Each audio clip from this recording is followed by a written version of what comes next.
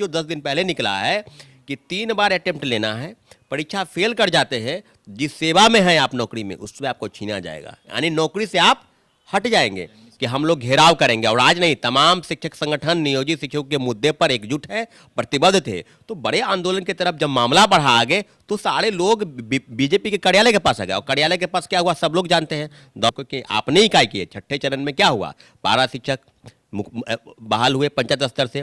उसके बाद इस तरह की चीज़, डिग्री दिखाओ नौकरी पाओ, तो आप ही की तरह तो वो नियुक्त हुए। ऐसा तो नहीं है कि कोई अलग से बहाल हो गई। आज उनको हटाने की बात आप कर रहे हैं, कोई शिक्षक अभ्यर्थी नहीं हटने जा रहा। तमाम नियोजित शिक्षकों के साथ शिक्षक संघ खड़ा है। आज 6 बजे बैठक होगी, उसके बाद निर्णय होगा कि आगे क्या होगा। मुझे लगता है कि मुख्यमंत्री तक बात पहुंची है, लेकिन ऐसे नहीं होगा। जो सरकार में थे आज पुनः सरकार में नहीं है, लेकिन सरकार में जो आ गए हैं, पहले बोलते थे कि नियोजित वाले के लिए हम काम करेंगे, जाए कैसे होगा नौकरी। यहाँ तो दिल खुला हुआ है, भीख मांगने की नौबत आ जाएगी। बहाली के बाद जो लोग नहीं, जिनकी उम्र समाप्त हो गई, वो क्या करेंगे, उम्र समाप्त हो क्या करेंगे। आज बैठ के रो रहे हैं। हम ना बात करते हैं 1 से लेकर 2 तक जितने भी शिक्षक जिनका उम्र खत्म हो गया, आज अटेम्प्ट को लेकर रो रहे हैं कि तीसरे फेज के बहाली में बैठेंगे तो उम्र खत्म हो गया मेरा।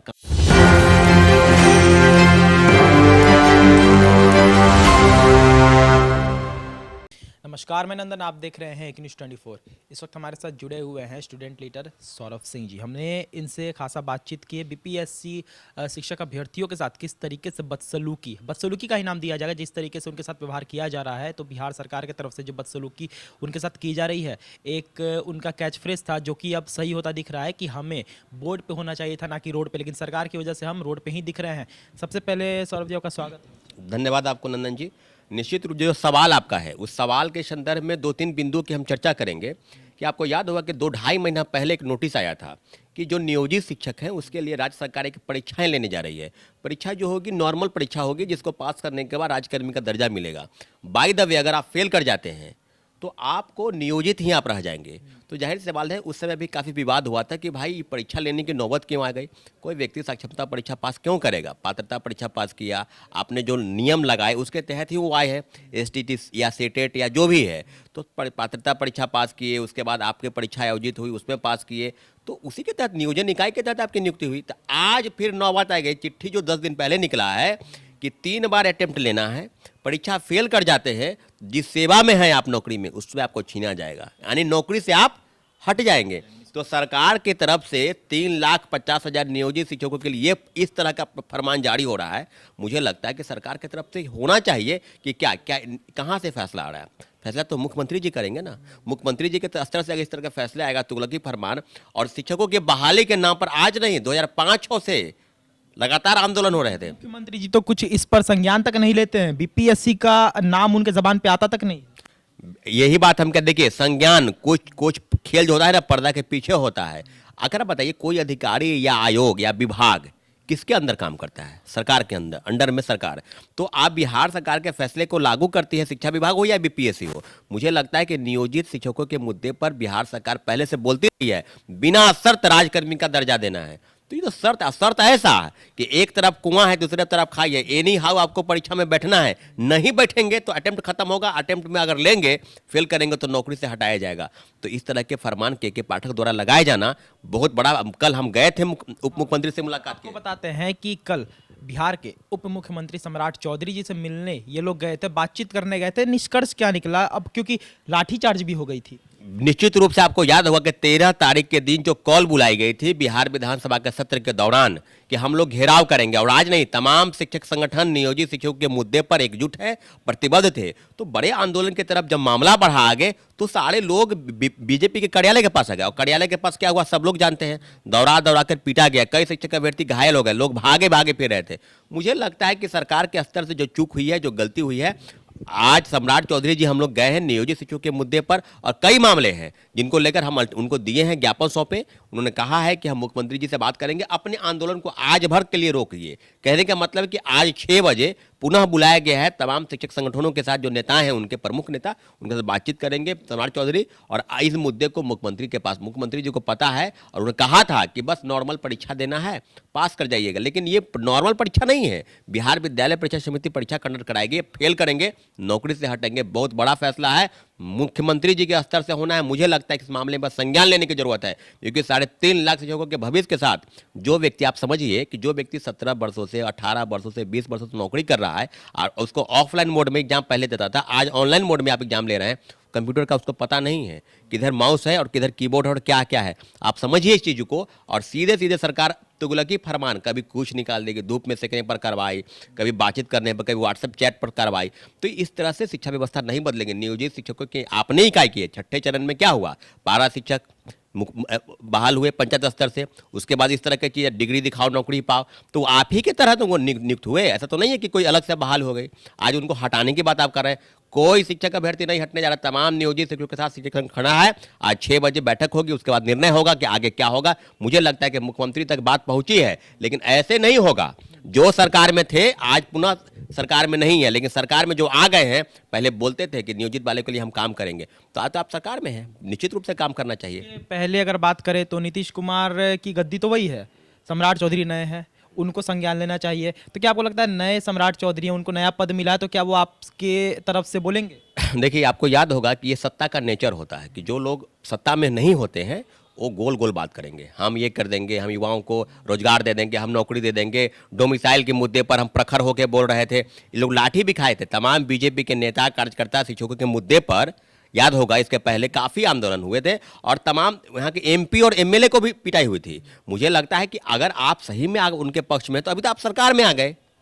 मुख्यमंत्री के स्तर से तो दोनों डिप्टी सीएम, जिम्मेवारी एक की नहीं है। सप्लीमेंट्री रिजल्ट के नाम पर इन्होंने भी खाया था। सम्राट चौधरी उस समय बीजेपी के प्रदेश अध्यक्ष थे और आज बिहार सरकार के डिप्टी सीएम हैं। तो सरकार के दो प्रमुख नेता अगर इस बात के लिए छात्रों अभ्यर्थियों के साथ थे, शिक्षकों के साथ थे, तो तो आप सरकार में हैं। आराम से जाइए, मुख्यमंत्री से बात कीजिए। 13 जुलाई का दिन था ना, 13 जुलाई का दिन था। आपको याद होगा 13 जुलाई को जो शिक्षकों पर लाठीचार्ज हुई थी, वहां पर सम्राट चौधरी जी भी मौजूद थे, तमाम मौत भी हुई थी। एक मौत भी हुई थी जो बीजेपी के कार्यकर्ता थे, शायद जहानाबाद के थे। मुझे लगता है कि देखिए, बीजेपी के स्तर से बात नहीं है। बात यह है कि सरकार के आने के बाद वही लोग मौन व्रत धारण कर लेते हैं, धृतराष्ट्र बन जाते हैं, जैसे कुछ हुआ ही नहीं। अरे भाई, आप जो सरकार में जब नहीं थे तो आप बोल रहे थे कि हम ये कर देंगे, हम वो कर देंगे। आपको याद होगा कि अभी तेजस्वी यादव का जो भाषण हुआ है विधानसभा में, भाषण को बड़ा गौर से सुनने की जरूरत है। एक बखूबी रूप से उन्होंने जो कहा है कि सरकार की नौकरी से लेकर उन्होंने जो आरोप लगाया या क्या होगा, लेकिन इतना जरूर है कि बिहार सरकार जिस प्रकार से काम कर रही है, काम करने के तौर तरीकों में बदलाव जरूरत है। क्योंकि शिक्षकों के नाम पर आप राजनीति नहीं कर सकते हैं। बहुत आपने राजनीति की है 2005 से लेकर, लगातार शिक्षकों के मुद्दे पर आप वोट लेते रहे हैं, शिक्षकों को तमाम चीज़ों पर आप लगाते रहे। तो मुझे लगता है कि नियोजित शिक्षकों के साथ न्याय अगर नहीं करते हैं तो इस सरकार को भी हम वही मानेंगे कि आप पलटी मार सरकार है। लेकिन नीतीश कुमार पलटी मारे ना, तो आपको भी पलटी कहा जाएगा, क्योंकि आप भी पलटी मार लिए। पलटी मारे ना, अपनी बात सुना। सुशील मोदी ने भी साथ आपके खड़े होने की बात किया था। सुशील मोदी तो स्पष्ट बोलते कि 40,000 सप्लीमेंट्री रिजल्ट आना चाहिए। तमाम टीवी चैनल के दिए गए वक्तव्य में आप देखिए ना भाई, तमाम प्रेस रिलीज उन्होंने जारी करते थे कि सप्लीमेंट्री रिजल्ट जारी होना चाहिए। शिक्षकों के साथ आने के बाद सब चुप हो गए, मौन व्रत धारण कर लिए, धृतराष्ट्र बन गए, संजय बन गए। लगता है ना उसको दूरदृष्टता आ गई। मुझे लगता है कि मुख्यमंत्री के स्तर से होना चाहिए, लेकिन सम्राट चौधरी जी हम लोग को आश्वासन जिस प्रकार से दिए हैं, हमें आशा और पूर्ण विश्वास है कि नियोजित शिक्षकों के साथ न्याय होगा और निश्चित रूप से हम इस मामले को आगे बढ़ेंगे। लेकिन इतना जरूर है कि कई मुद्दे हैं जिसको लेकर हम सम्राट चौधरी से बातचीत की है, उन सारे मुद्दों पर 1 to 1 हम बात करेंगे। इतना जरूर है कि उम्मीद और इंतजार में आज 6 बजे का है। आगे क्या होगी ये आप लोग देखेंगे, हम लोग इंतजार कर रहे हैं। अच्छा, जैसे कि आप स्टूडेंट लीडर, आपसे उसी से संबंधित एक आखिरी सवाल लेते हैं। जैसे कि हम जानते हैं कि बिहार को एक ऐसे नजरिए से देखा जाता है कि बिहार पढ़ा लिखा राज्य नहीं है, उसके पीछे बहुत कारण हो सकते हैं। वहीं पर अगर शिक्षकों की बात करें तो बिहार के शिक्षकों का हाल ऐसा हो गया है कि चाहे अतिथि शिक्षक हो, विशेष शिक्षक हो या फिर नियोजित शिक्षक हो, सारे धरना दे रहे हैं। तो कैसी सरकार है कि सारे जितने भी शिक्षक के क्रम होते, सारे शिक्षक क्रम स्थल धरना पर उतरे हुए हैं? ये बात बिल्कुल सही है। आज नहीं, गर्दनी भाग में आप देखे होंगे कि जो शिक्षक अभ्यर्थी हैं, जो तीसरे फेज की बहाली, 7वें चरण की बहाली को लेकर प्रथम फेज, सेकेंड फेज हुई बहाली ना, उसके लिए कितने आंदोलन हुए। आपको याद होगा कि लगातार नियोजित वाले राज्यकर्मी का दर्जा देना है नहीं देना है, उसके मामले काफ़ी अधर में थे। उसके बाद अतिथि शिक्षक, उनके नौकरी पर आप तलवार लटा दे, उनको हटाने का प्रयास कीजिए।